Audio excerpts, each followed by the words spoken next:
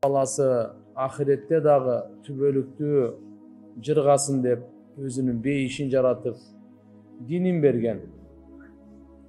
Жараткан Алла субханаху ва тааланын буйруктары адам баласына күн сайын жүздөнүп турат.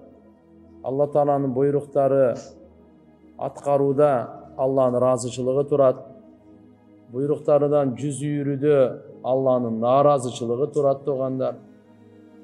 Алла тааланын күн сайын неиматтары инсанга жүздөнүп келип турат. Аларга шүгүр кылууда неиматтар сакталып көбөйүп турат. Шүгүрсүздүктө неиматтар алынып, тоофик дагы алынып турат.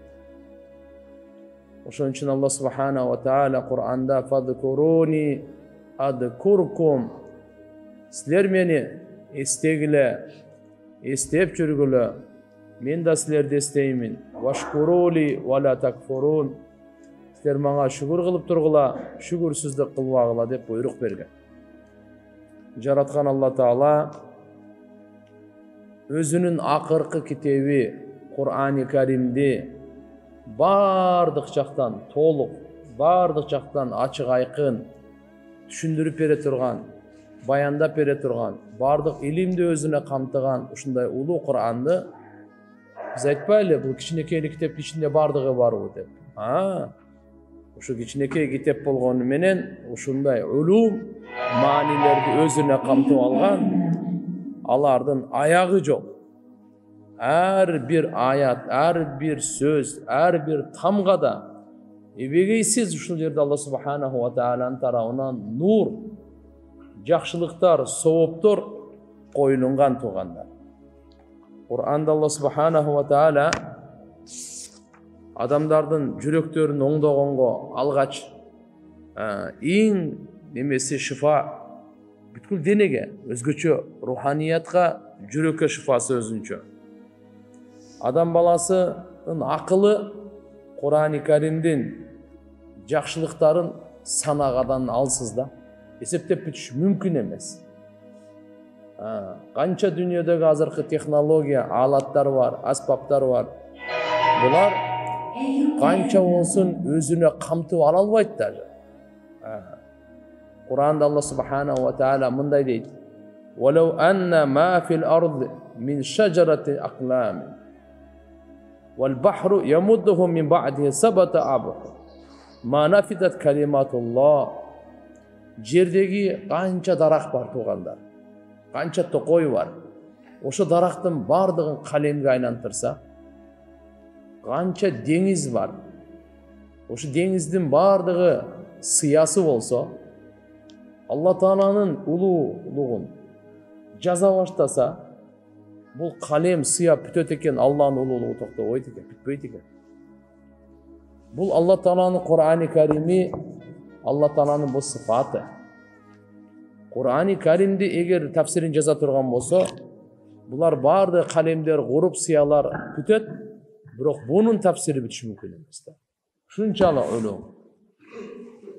Аллама Заркаши рахимахуллах Бурхан китебинде айтат: "Фил Кур'анил Карим илмул аввалин вал ахирин ва мин шайин илля ва юмкин истихраджуху минху лиман фаххамаху Аллаху таала". Кур'ани Каримде алгачкылардын, кийинкилердин бардыгынын илими бар. Ким бу кыямат күнгө чейин түгөнбөс илим уш Кур'анда.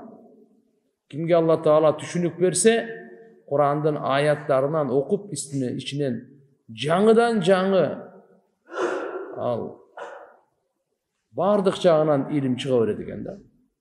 Математика жагынан деле, астрономия жагынан деле, бүгүнкү күндөгү керектүү жактардын бардыгынан, болгондо да точный наукадан, тарыхтардан, гуманитар наукалардан дагы бергенин, мурункуларын, кийинкилер ушундай кылып чыгарып бере турган.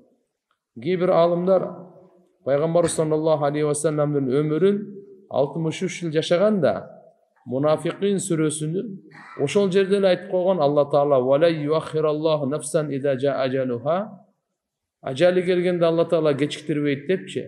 Бул 63-сүрө сүрөдө башында келген. Айтып атканыбыз, Кур'ан Алла Субханаху ва Таала пайгамбарыбызга ушунча илим берди, аны эч бир инсан камтып курча албайт. Мынандай дейт. Пайгамбарыбыздын илимин кеңдиги жана көптүгүнүн далили хикмат. Алла Субханаху ва Таала түшүргөн: "Ва анзаналлаху алейкал китаба вал хикмата". Алла Таала саңа, ey Muhammed, kitepti, Kur'an'da düşürdü, jana hikmat, danışmanlıkta düşürdü. Hikmattan ne dese bu sünnet deydi. Al-hikmatu hiya sünnetu zahira fi af'alihi sallallahu aleyhi ve sellem ve akvalihi ve ahvalihi ve iqrarihi.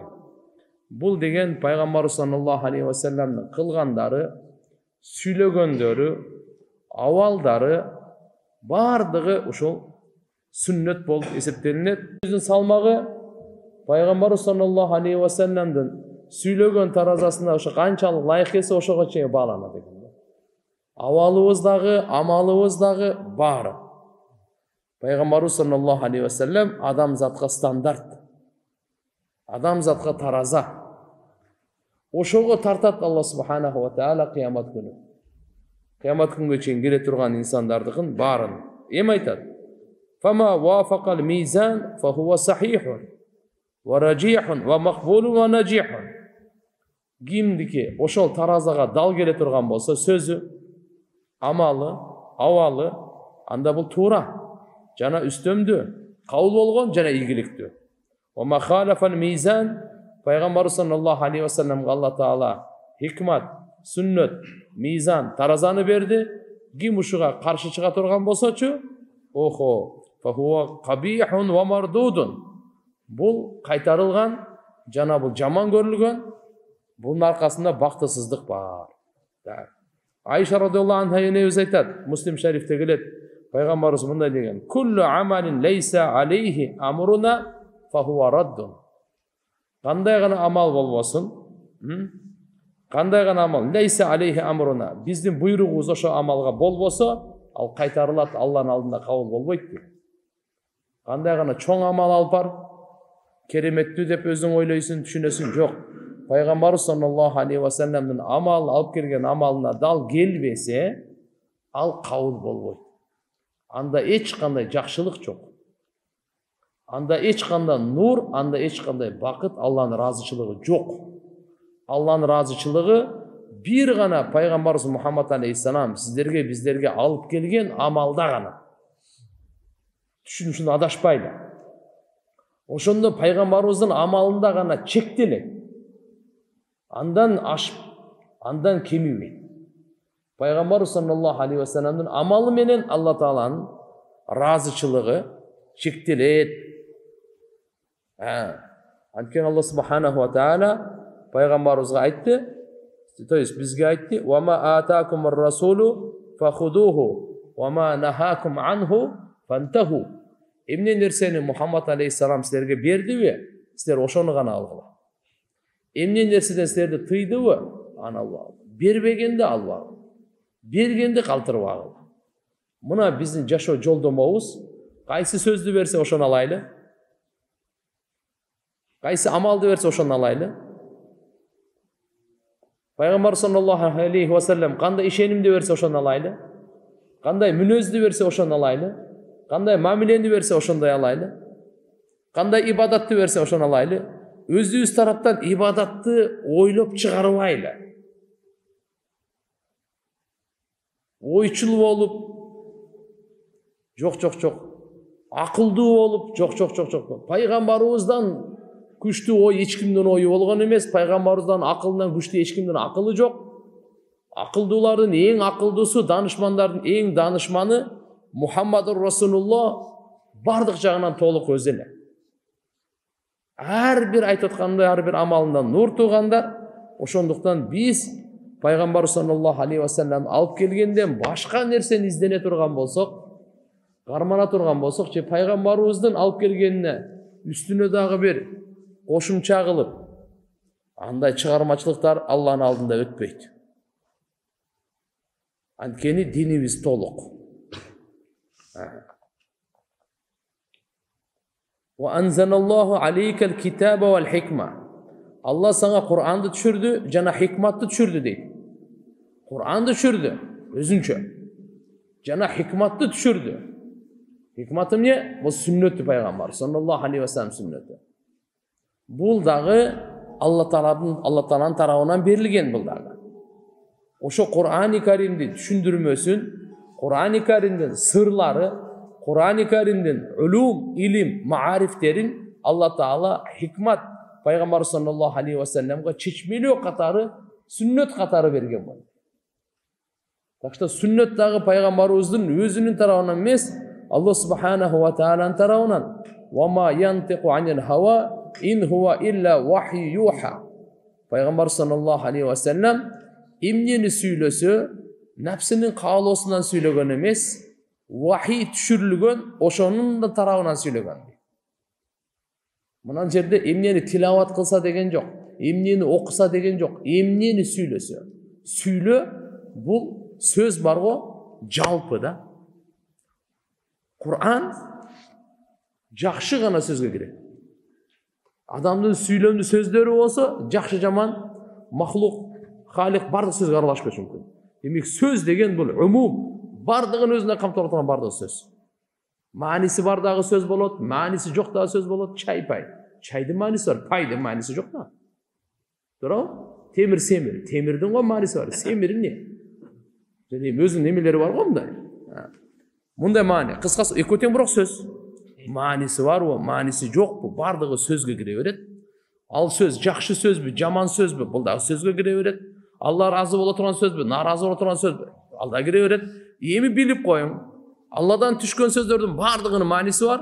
Bardığı жақшы söz, bardığında nur var, bardığında bakıt var. Peygamber sallallahu aleyhi ve sellem alıp kelgen sözlerдің bardığı şunday da. Oylanmay oturun atkan atılan. Oşun için aytat, tildin ibadatlarının en abzeli Kur'an oku, jüröktün ibadatlarının en abzeli Kur'an'a oy жүрgüzü. Mınake mizan. Abu Davud jana Tirmizi şerifte gelet Miqdad radıyallahu anhudan Peygamber sallallahu aleyhi ve sellem aytat, ala inni utitul kitaba ve mislahu ma'ahu. Kavardar, kulak salıp kula, bana kitap verildi. Jana oşondoy kitap menen birge dağ oşonçoluk ilim verildi. Ve mislahu ma'ahu. Kur'an menen birgelikte dağı oşondoy verildi. Al ne dese as-sunna. Allah sünnet bolot turgandar. Köpçülük alımlarımız aytat fa innallaha taala ata rasulahu sallallahu aleyhi ve sellem as-sunna nabaviyye kama atahul kitab ve huvel Kur'anul azim.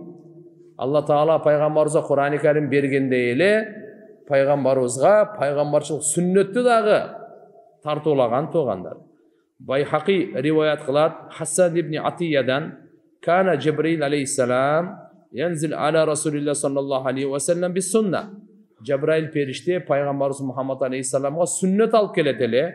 Kama yenzil aleyh bil Kur'an kanday ağa Kur'an alıp kelgendi. Demek toğanda Cebrail aleyhisselam periştelerдің mırzası Kur'an-ı Kerim Peygamberimizge alıp kelgende sünnetni dagı Peygamberimizge alıp keleteli. Yuallimuhu iyyaha kama yuallimuhul Kur'an. Sünnetni Cebrail perişte üreteteli. Kanday Kur'an'dı Peygamberimizge üretkende üreteteli. Bukhari şerifte gelet Abu Said Hudri radıyallahu anhudan Peygamber sallallahu aleyhi ve sellem aytdı. İnne aktara ma akhafu aleykum. Men sizlerge korkkan nersemden en köpü ma yukhrijullahu lakum min barakatil ard. Allah Taala sizlerge жерден қазыналары, берекелерін açıp koyuyor. Bunda çetkanda dünyonu açıp veret. Baylıkta açıp veret. Uşul жерден sizlerden köpürak korkamın. Ne için?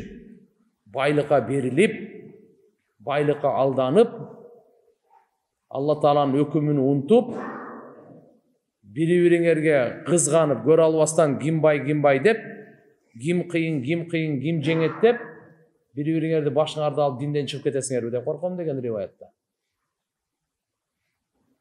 Men sizlerge başka rivayatlar gelip, men sizlerge men ketkenden keyin şirk kılat dep korkunучum жоқ деген. Бирок дүнүйө силерге ачылып, дүнүйөнүн байлыгы ачылып, ошолдон коркомун dedi. Айтып атат.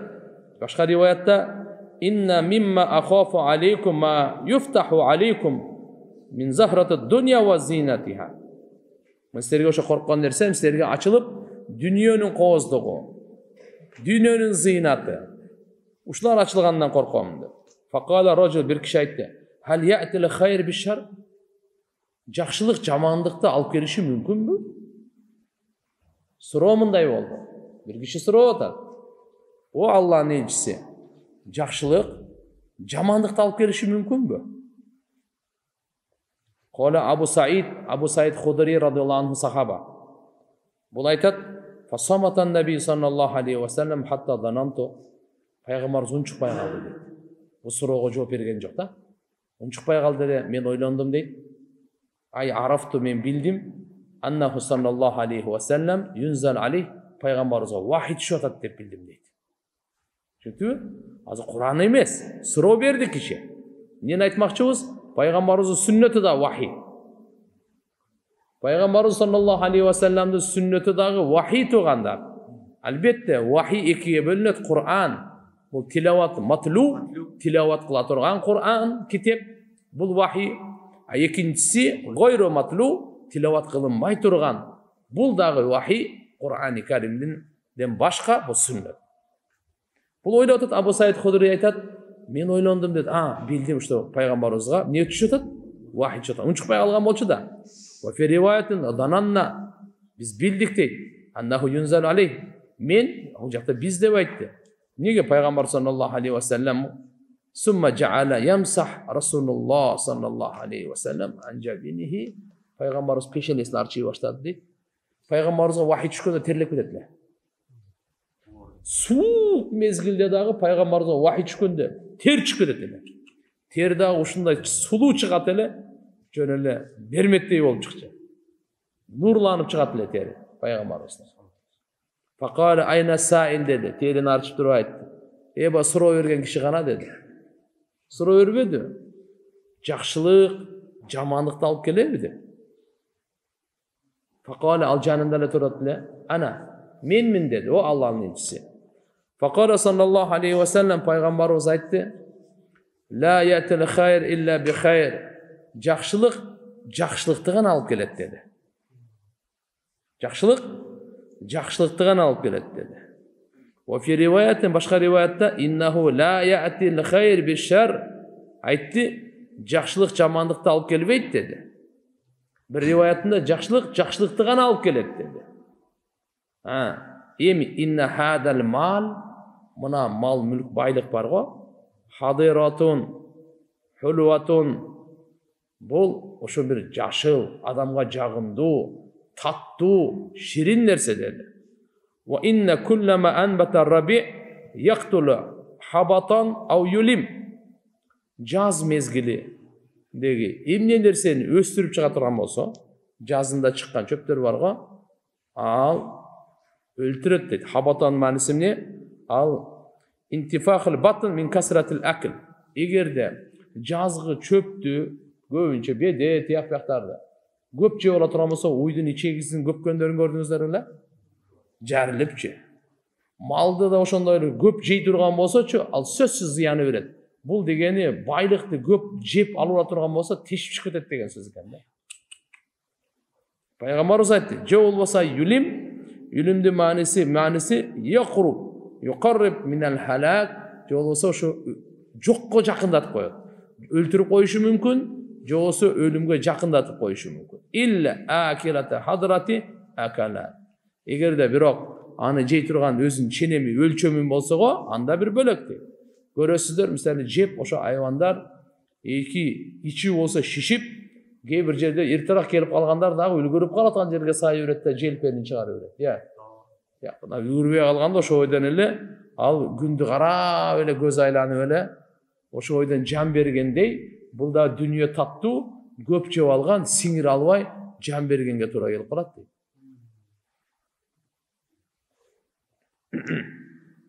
Эми айтат, ман ахазаху би хаккихи, Dünyanın akısı menen kim ala turgan bolsa mal mülktü. Wa wada'u fi haqqihi. Jana oşonun akısına menen koya turgan bolsa. Munda aytkanda hakikattuluk menen tuura jol menen dünyany tapsa, jana tuura jol menen anı koyso, sarptasa, anda fa ni'mal ma'unati huwa. Anda bul anday dagı bir jakşı al jardan bergen. Qanday da bir jakşı dedi Allah. Emi, Kuday saktasın. Wa man akhazahu bi gayri haqqihi. Anın akısından başka toora emes jol menen alsa, anda munda opatken kana kallazi ya'kul wa la yashba. Al jep toybogonga okşop kalat deydi. Emi qaramiz. Bunu Peygamber sallallahu aleyhi ve sellem misal kılıp düşündürüp berip atkanın sebebi dünyaga berilip, dünyanın içindeki bar nersege berilip sokur bolup kala turgan bolsa dininen, jana ahiretten top jana sarang bola berse, Allah'ın akısın bilbese oşo mal mülktön tekeverlenip buzukulukka kete bere turgan bolsa, oşonun misali uşunday, al sözsüz ziyan tartat, jana jamon bolot ayagı baktısızlık menen bütöt degen söz. Demek dünyaga kele turgan bolsak bu jerde Peygamber sallallahu aleyhi ve sellem aytып atkандай. Dünyaga berilip ketti. Tak. Andan keyin dini jana ahiretinden sokur bolup kaldı. Dünyaga berilip turup namazından sokur. Zikirinden sokur, tilavatından, zeketinden, ahireti olsa ahiretine dayardık, oy pikir jok ölömün degen. Ölgönden keyin meni ne kütüp alat dep, aldın ala sadaka berүү degen pikir oyu jok anыкычы. Mınanday sokur bola turgan bolsa, jana Allah subhanahu wa ta'ala'nın akısın bilbese oşo baylıktan. Allah Ta'ala'nın akısı var baylıkta, zeket. Bir beçeralarga bere turgan, kembagallarga bere turgan. Andan keyin hatta batar tekeverlenet bu sözsüz kalabı. Kötörülgen sayın tekeverlenip keyin buzukluk kıla başlaydı. İki jagın. Tekeverleni öğret, bul jaktan aram işti kıla öğret. Sebep akça köp. Biröөнү Kuday saktasın, kordotkonga, urdurtkanga, jamandaganga, basmırlaganga, keybir jurlarda öltürtkөнгө, oşonun bardygy al akçası menен ушундай aram işlerdi kılıp, ahiretinde dozoktun otun daярдай берет da. Özü деле otun bola берет, daярдай берет. Emi, kimdeki mal mülktü dünyadan akısı menen alıp akısına koysa degeni, vacip hukuktарды atkarsa, Allah Taala farz kılıp koygan hukuktарды atkarsa, jana al dininen alek kılbasa, makul alek kılbasa, anda bul hukmuş ni'mal rajul, ni'mal mal, bul baylıkta da maktasak bolat, bul kişini de maktasak bolat.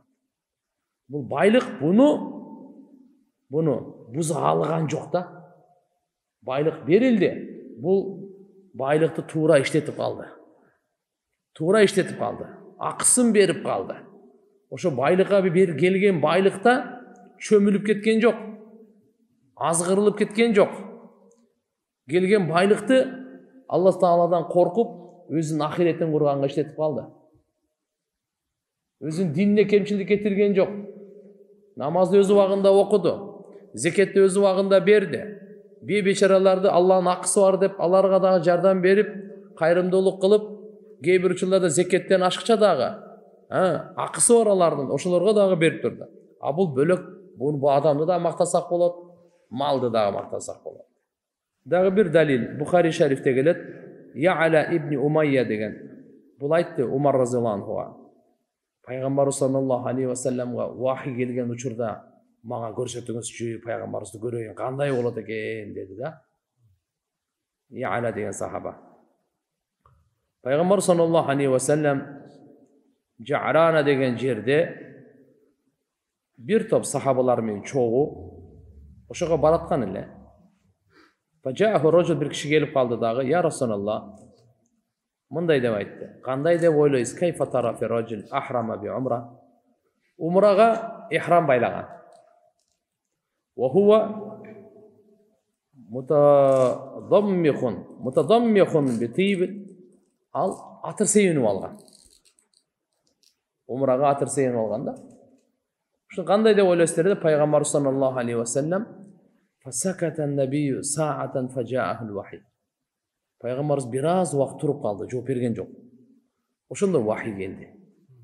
Баягы айтып атканыбыз vahiy Kur'anga эле эмес, bu sünnettagi vahiy tuğanlar, Пайгамбарыбыз бир аз турду, фа ашара Умар, я Али разияллаху анхуга ишарат кылды. Мына эми кара деди.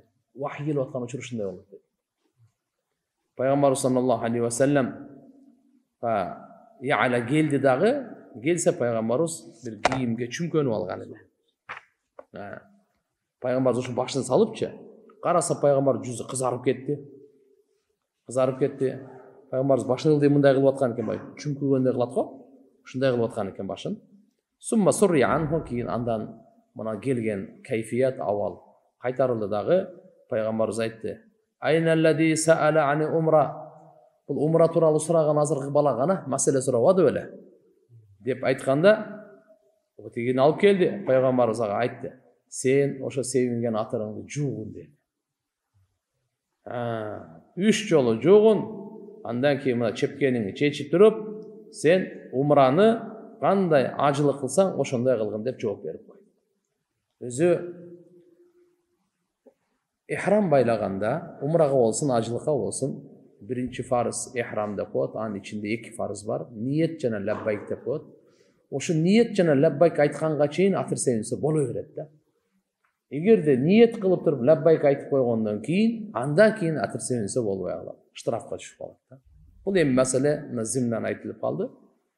Кандай болбосун, бул жерде дагы айткан негизги максатыбыз туугандар, Кур'ан-ы Карим кандай вахий, сүннөт дагы вахий.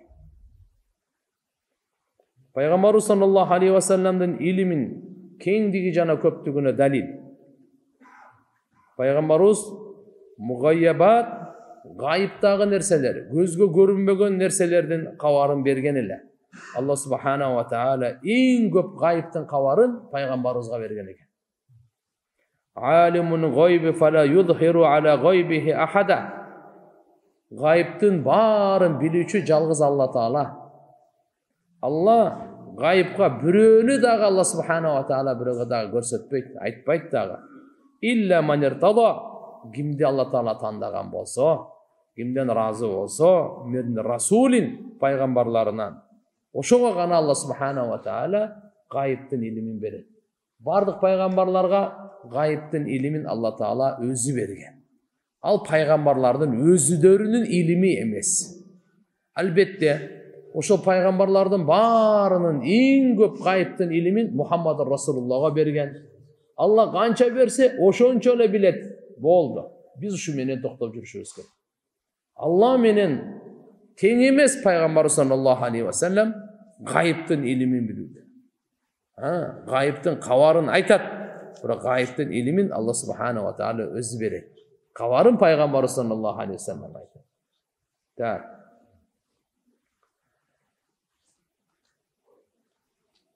Пайгамбар саллаллаху алейхи ва саллямга жашырылган ошо гайыптагы илимдин бир топ жолдорун силерге айтайлы. Биринчисинде пайгамбарыбыздын кабар бергени бадла халк, бул алам кандай жаралды. Ушу боюнча кабарын берген да. Бул алам жаралып атканда пайгамбарыбыз жок эле го да. Пайгамбарыбыз Меккеде келди го. Меккеде төрөлдү го. Пайгамбарыбызга чейин жахилияттын доор өттү го. Андан кийин Иса пайгамбар асманга көтөрүлдү го. Иса пайгамбарга чейин Бани Исраилде миңдеген пайгамбарлар келди го. Канча заман, канча кылым өттү. Муса пайгамбар менен Иса пайгамбардын ортосунда риваяттарда келет 1000 пайгамбар өткөн дейт. Сиз элестетиңиз. Муса пайгамбар барып, нар жагы Якуб пайгамбардын урпактарына. О киши Исхак пайгамбардын баласы, о киши Ибрахим пайгамбардын баласы. Андан ары кетиңиз Нух пайгамбарга чейин. Андан кийин ары кетиңиз Адам алейхиссаламга чейин.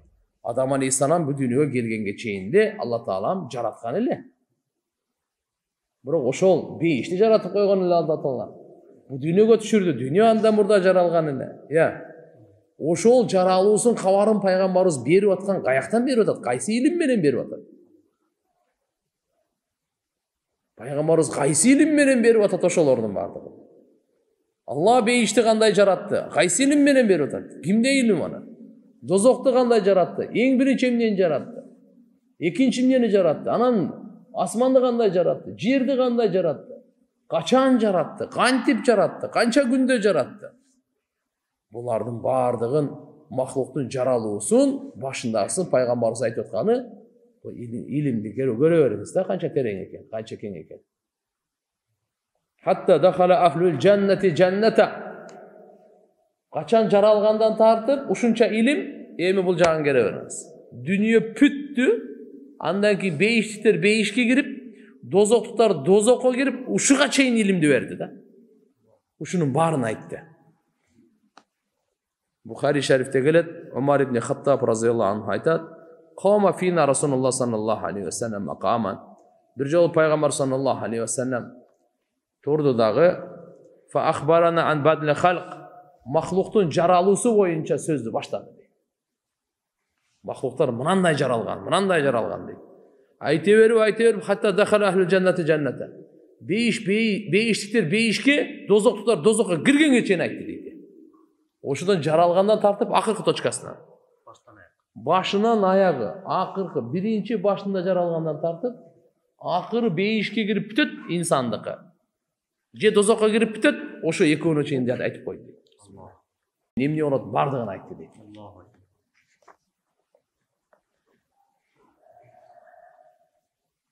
Abu Davud şerifte gelet Huzayfa radıyallahu anhudan aytadi.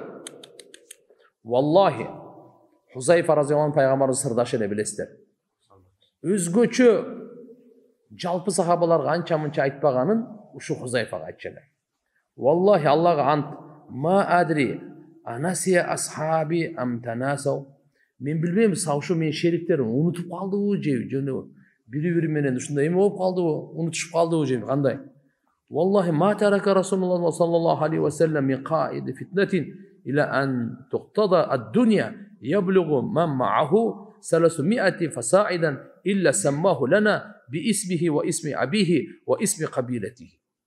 Peygamber sallallahu aleyhi ve sellem oşo gayiptin kavarını aytıp atkanda dünya pütkөнгө çeyin 300 memmin degen fitnakorlordun dünya gele turgan buzukkulardın liderlerinin atların, atasının atın, ulut urusun atından beri aytkan deydi de. Peygamberimizin doğrudan sallallahu aleyhi ve sellem. Azırkı doğru emes. Daha kança yaşayıp Kuday bilet, biz bar olabız, bizden keyin kança ne oladı? Bu dünya pütkөнгө çeyin. Oşoga çeyin nemi göbele oladı, bırak memmin degen dozokluğun orun ala turgandardı. Fitnakorlordun, başçılardın kaidi fitnetin. Manaki oşoların jetekçilerin şunlardan kançasını aytkan dedi? 300 fasaidan 300'den aşağırağını aytkan. 300'den aşağırağını aytkan illa sammahu lana bizge ata bergen deydi. Emnesin? Bi ismihi. Mananday. Tak. Ve ismi abihi. Atası mınday. Atasının atı mınday. Ve ismi kabileti kabilesi mınday. Rusulutu mınday. Nasıl olur? Bardığında. Kanday Peygamber sallallahu aleyhi ve sellem kıyamattın kiçinekey belgilerin orta çoğ belgilerini aytkanda ele kıyamattın avalındağı aytıp koygan. Kıyamatta ahval kanday bolat? Barzақтın avalını aytıp koygan. Beyiştin avalın, dozoktun avalını aytıp koygan. Al jerdeki işlerinin bardığın tafasillerinden beri aytıp koygan. Бұл деген Peygamberimizin ilimi uşunçalık tereң, uşunçalık kenen, uşunçalık köp. Allah'dan başka hiç kim bilmeydi Muhammed Aleyhisselam'a Allah Teala kança ilim bergeni. Mınalardan var. Mahluk tiyakta baştan alacak aytıp bitti ha. Emi kıyamatқа çen aytты ha. Kıyamattan kийинкисин дагы aytıp saldı. Elesetseniz. Qaysı ilim? Qanday ilim bu? Alamdan kavar bergeni. Mi'rajga çıkkan. Peygamber sallallahu aleyhi ve sellem ila samawati sab jet asmanga. Her bir asmanda emne var ekeni kim var kim menen jolukkandan aytıp ketти. Her bir asmanda. Peygamberler menen jolukkanın Sidratül Muntaha dep koyar. 7. asmanların üstünde Sidratül Muntaha dep koyar. Bir sidra degen özü bir darak eken da. Muntaha adamlardan amalı oşol jerге barıp toktoyt. Bu Sidratül Muntaha'nın butakları 7. asmanda. Tamırı 6'da. Oşunda çoğun tarak. Oşol jerге adamdın bendelerin amaldары oşol jerге көтөрүлөt, oşol жерден абалдар түшүп турат. Muntaha деген oşo чеги oşol. Benden amal. Andan ары кандай системада жүрөт, Алладан башка эч ким билбейт. Oşo darak jalbıraqtarında subhanallah uşunday öңдүү jalbырактар ушундай үндөр, добуштор чыгат. Пайгамбар саллаллаху алейхи ва саллям айтат, андай үн бул дүйнөдө жок, андай үн бул дүйнөдө жок. Сидраты Мунтаханыкычы. Ал жердеги ажайиптерди көргөндөрүн айтып келем. Пайгамбар саллаллаху алейхи ва саллям арш аламын Алла айтып берди. Арштын кенендигин айтып берди. Аллаху акбар. Абу Зар разияллаху анхудан риваят Пайгамбар саллаллаху алейхи ва саллям сурады да, курси деген не dedi. Мындай караңыз да, биз өтө кичинекей махлукпуз. Жердин үстүндө жашап атканчы, өтө кичинекей махлукпуз. Ушул биз сыймыктанган, жерибиз бар, деген жерибиз бар го. Биринчи асмандын алдында вообще кыпын да. Чет мамлекетке барып Кыргызстанды айтсаң таппай жүдөйт. Кыргызстан, сен Курдистан дейт. Кандай немесин сен деп. Чарчап түшүндүрө албайсың. Анан айтасың, Кытайды билесиң, мен ошонун жанында. Чыны. Чет мамлекеттерди таппай. Эми азыр кичине биле баштады, биз дагы даңкыбызды чыгардык да, ар нерсе кылып. Атыбызды чыгардык да. Тааныбасаңар, мынасыңар. Кыргыздын жакшы сөзү бар. Не дейт, жер өртө, атың чыкпаса жер өртө. Бисмилла. Кудайга шүгүр, бүткүл дүйнө бизди билет азыр. Жакшы жагыбыздан билсин. Айта турганым, бул жер бар го, биринчи асманда кыпын да. Жердин үстүндө Кыргызстанды таппайсың, Кыргызстанды карасаң Бишкекти таппайсың. Бишкекте Кашкары мен Ишкаяк деген Кудай билет. Анын ичинде мен кайерде турам мен билем. Бул биринчи асман, бундайдан жетөө бар тарсын. Ар бири ушундай тем тиягы. Адамдын акылы сыйбай турган да. Жети асмандын үстүндө кыскасы айта турган курси бар. Курси деген пияздай элестетиңиз, пияз. Кабыктары мындай го. Капуста пиязды бар го, пияздыкы. Көбүнчө пияздыкы оңураак да мындай. Алсаң кайдан, капустаныкы калыңыраак жүдөтөт. Бул сый да пиязды. Кудду ушундай ар бир асман кийинки асмандын астына ушинтип кете берет. Анан ушунун баардыгын өзүнө камтып алган курси да. Курси деген Алланын махлугу бар. Ошол тууралуу Абу Зар разияллаху сурады эле, пайгамбарыбыз айтты курси боюнча. Валлази нафси биядихи мас-самавату сабъ вал ардуна сабъ инда ал-курси илля халqatin ka halqatin mulqatin fi ardi fulatin wa inna fadla al-arsh ala al-kursi ka fadli fulati ala tilka al-halqati. Allahu akbar. Bu жети жер, жети асман бар го, пайгамбарыбыз ант менен айтып атат да. Ушул курсинин алдында чоң бир чөлдө бир шакекти ыргытып берсеңиз, ошондой болуп калат экен да. Ушунчалык кичинекей болуп калат экен. Ал эми арштын алдында курси, ошо баягы чөлдөгү шакектей болуп калат дейт да.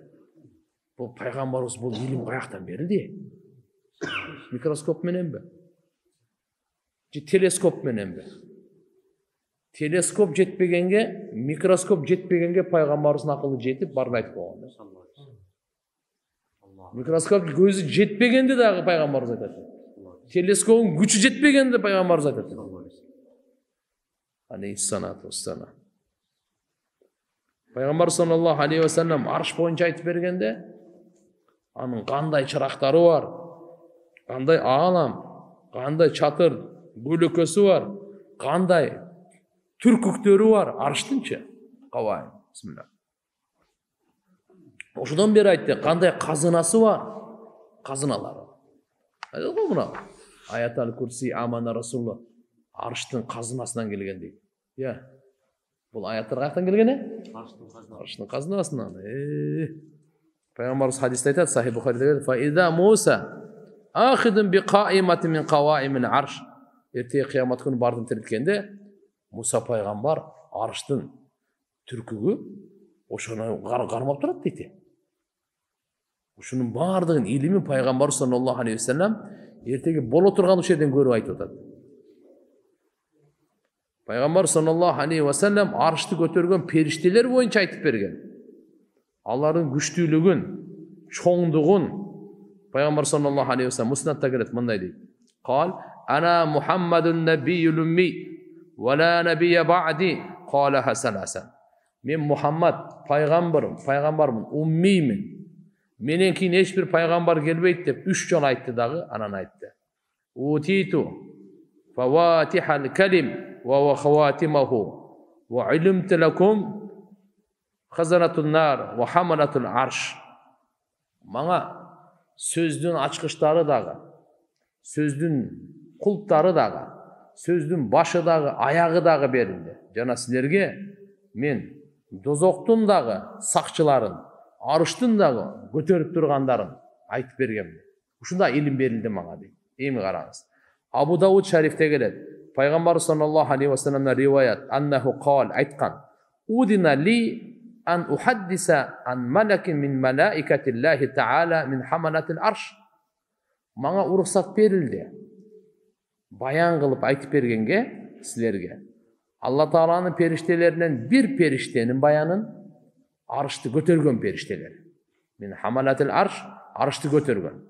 İnnema bayna şahmati uzunihi ila atiqihi masiratu 700 am. Oşol periştenin juğulağının jumşağı var go. Uşul жерден iyinge çeyinki aralık 700 yıllık sapar eken. Allah Taala'nın bir ele periştesi arşты götörüp turganын Peygamber sallallahu aleyhi ve sellem aytıp berip atat. Abu Davud şerifte gelip atat. Kança deydi? 700 am, 700 yıllık sapar deydi. Tabarani'de gelir. Masiratu 700 am, hafaqanet tayri sari. O, bu 700 yıllık sapar var o. Bu ayıva tiz uçkan koştu. Koy verseniz, tünü günü menen 700 yıl uçsa, oşonda bu kulaqtın jumşağынан qayerge çeyin? İyinne çeyinki aralıkta bas ötedi eken. Anın başı, kölömü, çoğu, emtiyakta arışta elesete öğren. Peygamber sallallahu aleyhi ve sellem 5 alamı, dozok alamı, bulardan bardığın kavarın berdi. Kanday ilimge ye. Kanday ilimdi kişi ye. Summa udkhiltul cennete. 5'ke girgizildim ele. Allah Teala girgizdi 5'ke. 5'in içindegini gör. Dozoktu görsetdi. Qaysı amaldan kanday azaptalып atat, anı da görsetdi. 5'te qaysı amaldan qaysı darajalar berilet, anı da görsetdi. Dozokka kimler giret, anı da gayt. 5'ke kimler giret, anı da gayt. Barzak alamı, bunun ahvalı. Barzak degen mınday da tuğanlar. Hazır biz dünya alamında yaşap atabız. Kıyamat alamı menen dünya alamdın ortasında bir alam var. Ortasında parda katarı. Oşonun barzak degen kotorması parda. Pregrada, ekon ortası uç. Uşul alamdı barzak alamı da. Adam atabızdan tartıp bugün күнгө чейин kança adamlar ötüp atat ko? Bardığı barzakta hazır. Kayakta eken? Barzakta. Sahabalarının bardığı, paygambarlarının bardığı, Firavun'un bardığı. Kayakta? Barzakta. Bardığı barzakta. Kıyamat bolele, kıyamattan keyin ana kıyamat alan başladı narjagıç. Paygambarımız barzakta dağı, andan keyin bola turgan kıyamatты da aytıp saldı da. Bardığını. Biroq barzakta hem köpünçe adamlar жерге gömülgön sebebinен anı kabır alamı dep aytıp koyabыз. Köpçülügü. Atak, кейбір adamlar kabırga girбейт. Bilesizler, al suda kalıp ketkenler bolot, ya jırtkıçların içinde kalıp ketkenler bolot. Biröөнү arslan jep salat, biröөнү karışkır jep salat, ya. Burun Afrika varsa ançamçaların, begamot degen ançamçaсын krokodil jeyt. Ar jaktan кейбірлер asmandan түшпөй эле kalıp ketet. Ya. кейбірлер kançosu kemede, dengizde эле kalıp ketet anda. Biroq bular azırak, köpçülügü jerde. Oşon üçin bul barzakta gelgende kabır alamı dep aytılып kalат. Andan keyin haşar alamı, kayra tirүүлүү alam. Allah'ın aldında tura turgan amal. Ahval kanday bolot a yerde. Al özünçe alam. Keçeli balдар суроо берип атат эле, bu түштө adam özün görse bolот. Al sen başka alam. Түштө өзүн эмес, өзүн өлүп калгандарды көрүп өзү ыйлап атпайбы? Асманга учуп. Өзүн өзү кайсы көз менен көрүп атат аны? Арзыл алам деп атат. Аламын арз бул. Башка алам бул. Havuz alamı başka, hesap, mizan, pil sırat, Allah, Peygamber sallallahu aleyhi ve sellem uşlardın bardığını ayıp salvadı. Kança ilim, bu ilimdin barın kim bildirdi? Kim berdi buğa? Peygamber bir kitabı okugan emez. Birödөн жазганда da öğrengen emez. Bir kitabı okugan emez. Bir kitabı okugan emez. Alipe var mı? Yok. Bir kitabı okamaz. Plus minus eşlik okugan emez. Allah Taala uşunday berdi, uşun atı mucize dep koydu. Ne dep koydu kene? Mucize. Ana. Uşun atı mucize dep koydu. Allah Subhanahu wa Taala uşunday berdi kitapti, Kur'an'dı. Al menen koşa uşunça ilim berdi. Mınanın bardığını aytsa. Peygamber sallallahu aleyhi ve sellem'e Allah Taala al-avalimin uliya ulu alamdı da görsetdi de. Al jerdegi malaul a'la min al-ihtisam حول الكفارات والدرجات وتجلته الأشياء كلها. Tirmizi şerifte gelet, İmam Ahmed'de da geltiret ikote. Peygamber sallallahu aleyhi ve sellem aytti, inni kumtu minel leyl. Bir jol men tünü turdum deydi. Peygamber aytti. Fasalleytu ma kuddira li. Allah Taalam kançalık mümkünçülük berse oşonçoluk tahajjud namazı okudum deydi. Bana astu fi salati, namazda uyku sırap kettim deydi. Ülgüröpçü. Uyku kelet kajayında. Katı uyku emes. Hatta istasqaltu oğurlaşıp kaldı. Fa izana bi Rabbi azza ve cel. Allah subhanahu wa ta'ala menen Miraç'a çıkan. Kiçine o mezgilin içinde. Faqala li ya Muhammed. Ey Muhammed dedi. Qarаңыздар, мен сізге бір нәрсе айтайын. Мирач бар ғой. Бұл Мирач пайғамбарымыздың ойға кезінде болған.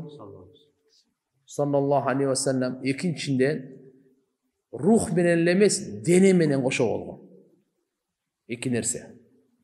Ойго кезинде макул уйку менен терең уйку менен ойгонун ортосунда эмес, нак ойго кезинде болгон. Экинчиси менен дене менен бундайдан бирөө эле болгон. Ошо Мирач калып чыкканда. Атак руханий Мирач пайгамбарыбызга тез эле болуп турчу ал. Mına жерде de айтып, "Ya Muhammed", Allah Taala айтып атат. "Fima yahtasimul malaul a'la?" Бұл улуу majlisте, malaul a'la деген бар тугандар. Периштелердин дагы жогор жагында Allah Taalанын өкүмү биринчи түшкөндө, ошону талдоо, ошону бардыгын изилдеп, аныктап, жакшынакай кылып, анан жерге түшүрүшөт өкүмдөр. Ошо malaul a'la деп коет ошону. Жогорку кеңеш. Азыркыда бизде жогорку кеңеш болгондо жакын калды. Дуа кылайлы тугандар эстегенде.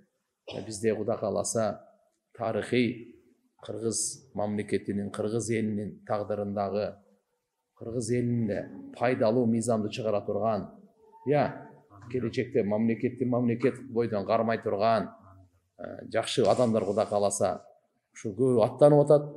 Эми тагдырында Алла Таалам кимге буйрган болсо ошол болот. Бирок биз дуа кылганда кемчилик кетирбейли.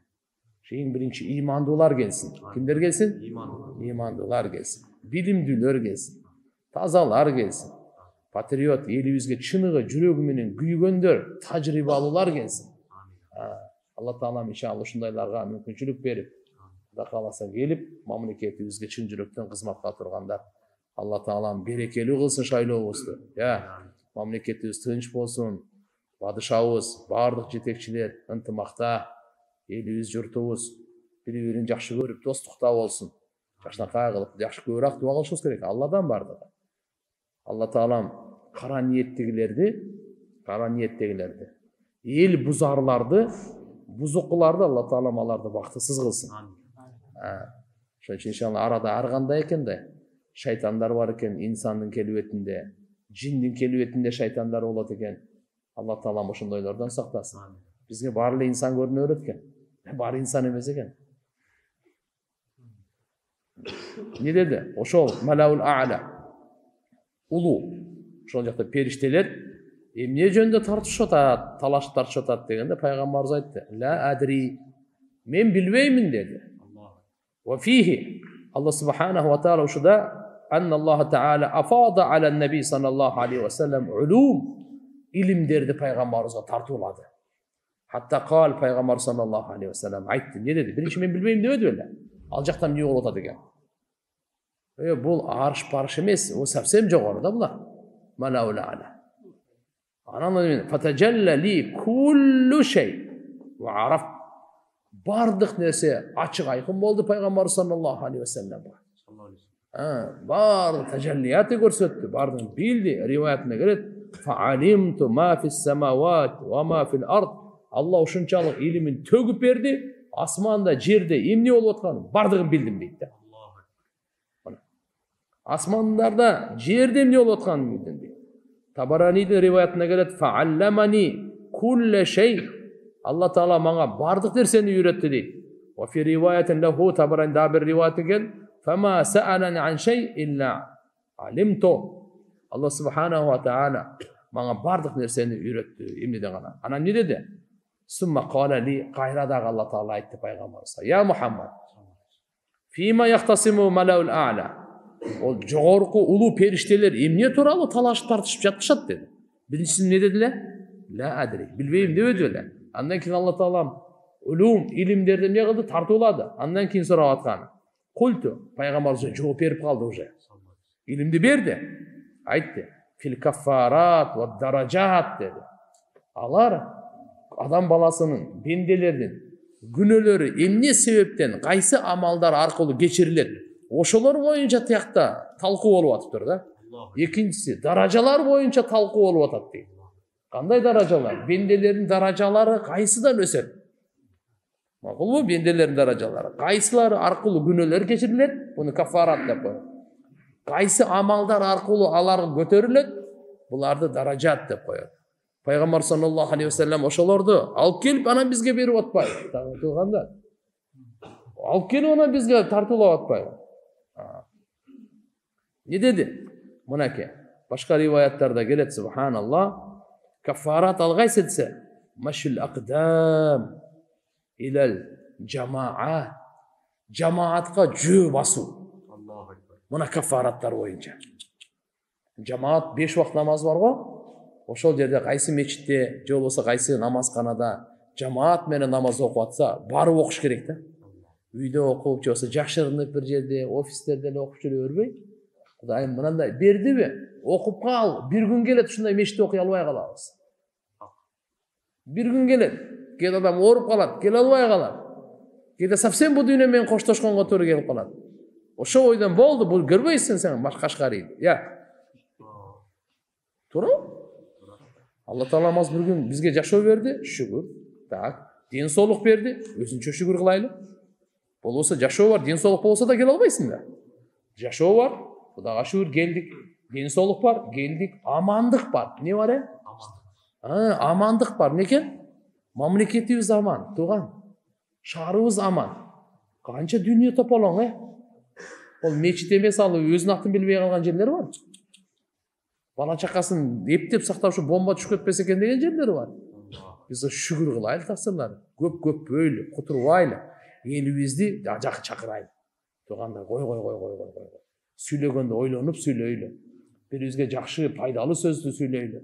Бирибиздин көңүлүбүздү көтөрө турган сөздү сүйлөйлү. Кимде кемчилик жок? Кимде ката жок? Ошон үчүн иншалла бул биздин ынтымагыбыз, мамлекетибиздин түптүүлүгү. Биздин ынтымагыбыздан зависит этет туугандар. Ошон үчүн иншалла мына адырдын ал жерде эмне деп атат? Каффараттар.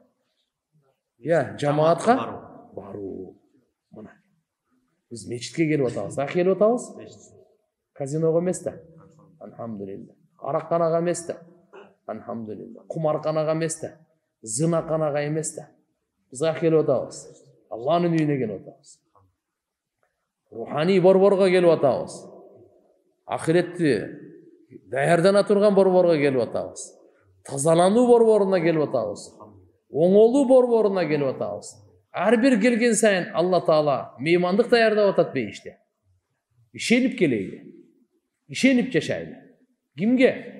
Пайгамбарыбыз Muhammed aleyhisselam Allah'dan alıp gelgen kavarlarga. Пайгамбарыбызга ишенип жашайт. Пайгамбарыбыз айткан: "Man gada ilal masjid aw raha, a'addallohu lahu fil jannati nuzula. Kullama gada aw raha." Kim mechitke kele turgan bolsa, түшкө чейинки, любой убакта, түштөн кийин, кечки, кайсы убакта, gada aw raha. Allah Taala ар бир келгенине бейиштен бир мейманчылык даярдап коет. Канча жолу келсе, ошончолук мейманчылык. Bir günde 2 jol geldiniz mi? 2 meyman. 3 jol mu? Sizge 3. 5 mi? 5. Bu 6 jolu geldi. Kaysı vakta geldiniz? Çaşta geldi. Oy maladet. Bu 7 jolu geldi. Kaysı da? Tahajjudda. Allahu Akbar. Her bir gelgenge. Bu Peygamberimiz aytdı. Bu menin sözüm emas. Sallallahu aleyhi ve sellem. Biz Peygamberimizge işenemiz. Uşuncha ilim menen alıp kelgenge işenmey koyras ne? Çaçı yürüdü o dünyada. Bunandaylardan. Peygamber sallallahu aleyhi ve sellem aytат, "O malaul ala, tiyakta talqı olup atat." Emne boyunca? Cemaatga jөө barganдар boyunca tiyakta talqı olup atat, tuğan.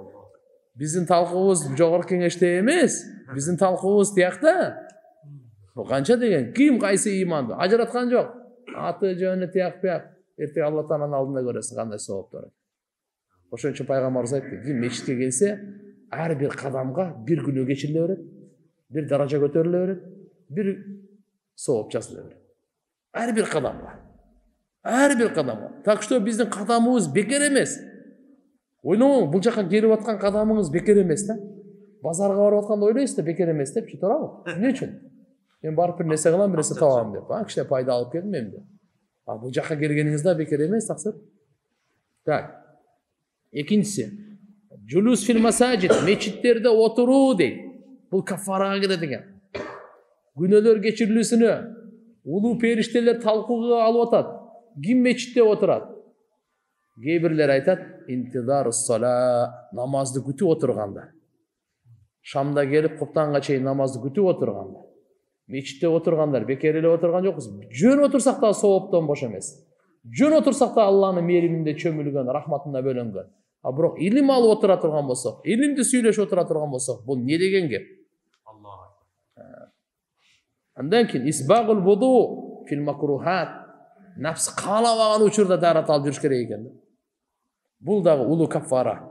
Кирет да, nafs каалабаган учурда. Дарат алып жүргөн алхамдулилlah сowопту, бирок сowобу автоматически көтөрүлөт. Кандай көтөрүлөт? Nafs каалабаган учурда көтөрүлөт автоматически. Nafs kaaлаган учурдагы менен каалабаган учурда экөө бирдей болбойт эч качан. Уйкусурап атканда дарат алган, түндөсү дарат алган, ысык суу жок учурда дарат алган, кичине ооруп атат, башы, тиши, ичи ооруп атат, ошол учурда дарат алган. Булар тең эмес бу. Ошон үчүн Пайгамбарыбыз өзгөчө кылып айтып атат. Напсы каалабаган учурда даратты толук алгандар, исбагыл вуду, даратты толук алгандар. Чала эмес, эптеп эмес, толук алгандарга. Даражат кайсы экен? Биздин баардыгыбыздын даражабыз Алла Тааланын алдында амалдар менен көтөрүлөт, акча менен эмес. Амалдар менен көтөрүлөт. Ал кайсы? Салам таркатуу, ифшаус салам. Ит'амут таам, тамак жедирүү боюнча ушул жерде жарышуу болот тиякта. Линул калам, жумшак сөз сүйлөгөн боюнча жарышуу болот. Ким канча жумшак сөз сүйлөсө, ошончолук даражасы көтөрүлөт. Ким канчалык салам таркатса, ошончолук даражасы көтөрүлөт. Ким канчалык тамак жедирсе, ошончолук даражасы көтөрүлөт. Түндө төртүнчүсү, ким кечинде уктап атканда намаз окуса, ошончолук даража көтөрүлөт. Убакыт болуп калдыбы? Hadisteki anan keyin dua gelet tuğanda. Allahumma inni es'aluka fi'lal hayrat. Peygamberimizin berekeli tilinden çıkan dualarda yürünöylü. Oşol duanı kılganга dagı hareket kılaylı. Ankeni Peygamberimiz Muhammed Aleyhisselam aytkanday, bu vahiy ile duaları dagı vahiy. Peygamberimizin tilinden çıkan berekeli duanın nurları бүткүл адамзатты топтосоң андай нур жок да. Ошон үчүн Peygamberimiz кандай деп айтса, ошондой дуаны кылганга аракет кылышыбыз керек. Allahumma inni es'aluka fi'lal hayrat. Ya Allah, men senden neni сурайм? Жакшы иштерди кылганды сурайм. Wa tarkal munkarat, жаман иштерди таштаганды сурайм. Wa hubbal masakin, бейбечараларды жакшы көргөндү сурайм. Wa antagfirali, meni kechirgeningdi surayım. Wa tarhamani, manga rayımdılık kılganыңды surayım. Fa idza aratta bi ibadika fitnatan, kaçan sen bendelerine bir fitna egerde kalap koya turgan bolsang, faqbitni ilayka gayra maftunin. Anda fitnaga uçuratpayla meni özüňe alıp ketkin degan. Bu Peygamber sallallahu aleyhi ve sellem urudu. Oşonun ile ulandısında as'aluka hubbaka ve hubba man yuhibbuka ve hubba amalin yuqarribu ila hubbika degen dua. Qarаңыз, qanday dua. Ya Allah, men senin muhabbatыңды surayım. Neni surayım? Muhabbatыңды. Ya Allah, seni surayım. Ya Allah, sen meni жақшы көрgün degen söz da. Senin muhabbatыңды surayım. Menin жүрегimde Allah'ın muhabbati olsun. Kimnin muhabbati olsun? Kur'an'da Allah aytkan: "Vellezine amanu eşeddu hubben lillah." İman keltirgenler en köp жақшы көрgen Allah'ın жақшы көрgen. Barından жақшы көрgen, en köp katı жақшы көрgen Allah'ın жақшы көрgen. Çünkü Allah'dan özünün muhabbatını surayla. Bu Peygamberimiz bizge үйretken bunu. Suragıla. Emneni? Allah'ın muhabbatını, Allah'ın süyüsün suragıla. Allah'ın muhabbatını suragıla. Ve hubba ma yuhibbuk. Cana ya Allah, seni kim жақшы görse, men oşonun muhabbatını surayım. Peygamberimiz sallallahu aleyhi ve sellem qarap turamiz. Allah'ın en köp жақшы көрgen kim ele? Peygamberimiz. Peygamberimizin muhabbatını surayım. Emi Allah Taala'nı kim жақшы görse, ya Allah, men dagı oşonu жақшы göreyim degen söz. Andan keyin şu demek imandılardın muhabbatı degen. Jana amaldın muhabbatı. Qanday? Yuqarrib ila hubbik, senin muhabbatına жақындата turgan amaldın muhabbatını surayım. Demek bir amal kılganımda men oşonu süyüp kılayım, жақшы görüp kılayım. Senin muhabbatına жақындата turgan amaldı ne kılıp kılayım? Жақшы görüp kılayım. Kıynalıp, kıstalıp, nefsim kalabay, gönülüm tartpay emez, kızıgıp, umtulganга hareket koşar kılayım. Muhabbat adamның gözün körü kılat, kulağın dülöy kılat deydi. Eğer de birimizin ortamızda çınığı muhabbat bolsa-çı, biz birimizin kemçildiğimizi göre albayız. Birimizin kemçildiğimizi de ayta albaysın, til tartpay. Apaňy жақшы көрөsүň, kemçildigin biri bile turasың go. Ataňy жақшы көрөsүň, kemçildigin biri bile turasың. Bunu hiç kimge aytpayсың. Ne üçün? Жақшы көрөsүň da. Ayalıňy жақшы көрөsүň, kemçildigini aytpayсың, köçüge çıkıp alıp, mikrofon götürüp alıp. İnternet götürüp alıp, men ayalım, aytasың mı? Bolbosa sen jamandap atkan adamdan dagı ayalıňdan dagı jaman go. Ne üçün? Muhabbat var. Muhabbat toskuç. Tosup koyar. Baldarını жақшы көрөsүň. Alar turalı kim gana jamandap aslında вообще укпайсың sen. Neni aytып атат деп койсоң, кызы. Сага кызыгы жок. Sen балаңы жамандасынчы? Же кызыңы жамандасынчы? Угасың ошону? Укпайсың. Неме үчүн? Muhabbat бар. Алар жақшы көрөсүң. Уккуң келбейт. Сага кызыгы жок анычы. Билесиң ошондой кемчилиги бар. Ошентсе да кызыгы жок. Уккуң келбейт. Неме үчүн? Muhabbat тосуп коет да. Эгерде биз бири-бирибизди ушундай жақшы көрө турган болсок, анда бирибиз тууралуу жаман сөздү укканга таяр болбойбуз. Бирибиздин айыбызды көрсөк, башка бирөөгө айта албайбыз. Эгерде бирибизди чыныгы жақшы көрсөк, саясий эмес, дүнүйөвүй эмес, башка гараз менен эмес, чыныгы, ахирет үчүн жақшы көрсөк, анда таптакыр башка.